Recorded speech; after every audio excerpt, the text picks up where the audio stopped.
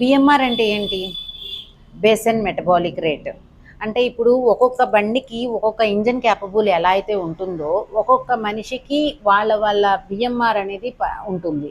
ఆ బిఎంఆర్కి తగ్గట్టుగా diet designing ఉండాలి. అంటే ఎంత ఖర్చు చేస్తున్నాము, అంటే మన రెస్ట్ మోడ్లో ఉన్నప్పుడు మన శరీరం ఎన్ని క్యాలరీస్ ఖర్చు చేయగలుగుతుంది అనేది ఒక కౌంటింగ్ అన్నమాట. ఓకేనా?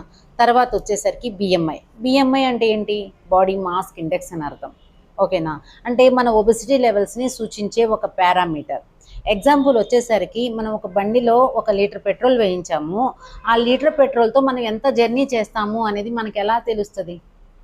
ఎదర బండిలో ఒక ముళ్ళు చూపిస్తూ ఉంటుంది, నీ పెట్రోల్ అయిపోతుంది, నువ్వు జాగ్రత్త పడు జాగ్రత్త పడు అని. అలాగే మన బాడీకి కూడా ఒక స్కేల్ ఉంటుంది, దాన్నే బిఎంఐ అంటాం, బాడీ మాస్ ఇండెక్స్ అంటాం. దాన్ని మనం కాపాడుకోవాలి. అందరూ కూడా బరువు తగ్గాలి అన్న ఫోకస్లోనే ఉంటారే కానీ మన బిఎంఐ లెవెల్స్ ఎలా ఉన్నాయి అనేది, ఈ బిఎంఐ తగ్గితేనే మీరు వెయిట్ అనేది తగ్గుతారు. ఓకేనా? దానికి ఒబెసిటీ లెవెల్స్ ఒక ఉంటుందన్నమాట.